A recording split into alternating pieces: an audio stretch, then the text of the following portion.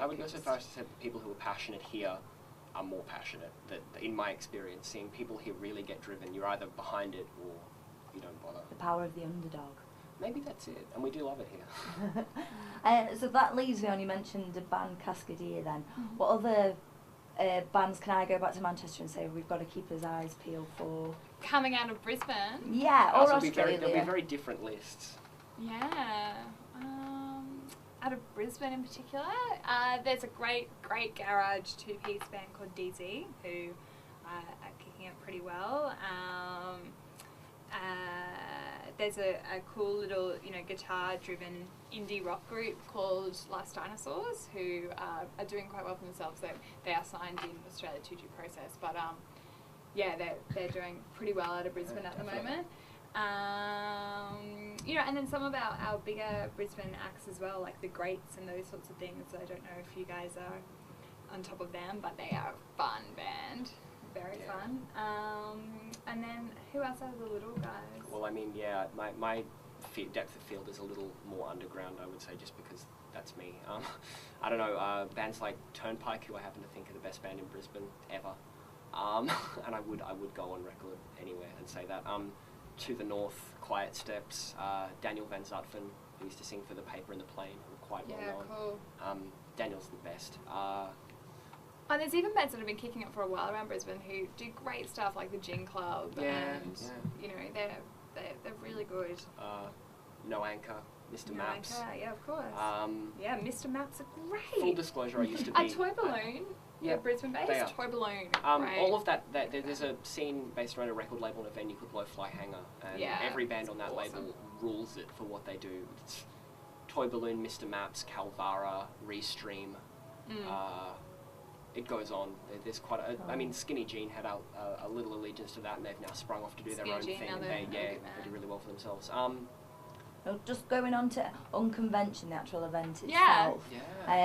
When you got first approached to it, what was your initial reaction to the whole ethos? Was there any hesitation, or were you straight in there? They said come to Unconvention, and I immediately Googled it and saw what else has been done around the place, and then so I got my head around it, and then went, of course I'll be involved. There's a reason why we've decided to stay in Brisbane and to harness the culture of music and to get on top of the big wave that's hopefully coming with it, and I think that only things like this help and inspire and help people get the direction, because it can be very blurry unless somebody clears it up for you. I agree with that completely. From my perspective, I said yes before I researched it because I like to rant. But then when I looked into who was organising it, and two, what was being put behind it, there was never any question in my mind that it would be an event of a significant calibre. I mean, Andrew McMillan and Maggie are both exceptional resources to Brisbane and awesome people. So, and why do you think events like this are important at a grassroots level? Well, as I said before, it can be really fuzzy when you're first entering the industry with exactly not only, where you need to go, but also what's appropriate.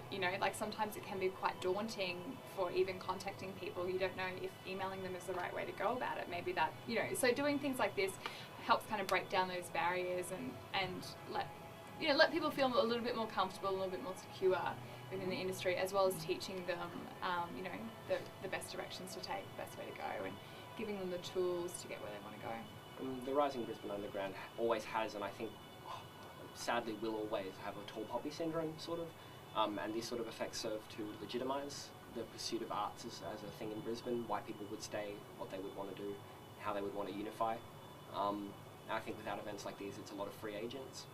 I mean, there are wonderful docking points such as Due Process and Secret Service that bring things together. But other than that, it can be a lot of wandering around blindfolded. And events like this, I mean, I hadn't met Kathleen before today, and that's an invaluable thing to the unifying of Brisbane. That people meeting other people. I could say unity 50 times in this conversation because I feel it's important to Brisbane, really important. And finally, so what makes Brisbane unconventional then? Oh gee, that's a big one. Unconventional. Well, I mean, that brings the whole idea of what's conventional. Yeah, for that's the what I was music going to industry. say. Like, So what is conventional? I mean, Right, thesis on it.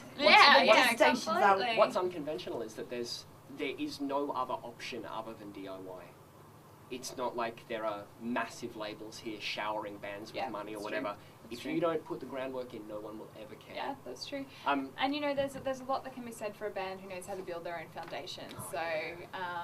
You know, I think that Brisbane can sometimes force that out of bands and mean that means that they'll be in there for longevity. They won't just be a band that's a one-hit wonder out of it. You couldn't around here. You couldn't, no. I mean, yeah, if it really sorts out the pretenders from the people who actually give a shit. And the people who actually give a shit are great people who always get around each other and support each other. And I think there's and not an element of ego, I think, in Brisbane where you can find elsewhere. Not much. Not much. I mean, and if you do, you get it beaten out of you. Yeah. You really do. People are not shy to tell you what they think of you, be it online or face to face. And you end up ironing out the creases really quickly in a way that might not happen otherwise. Yeah. Cool. That's great. Thank you very much. Thank that was you, brilliant. Alex. Cool.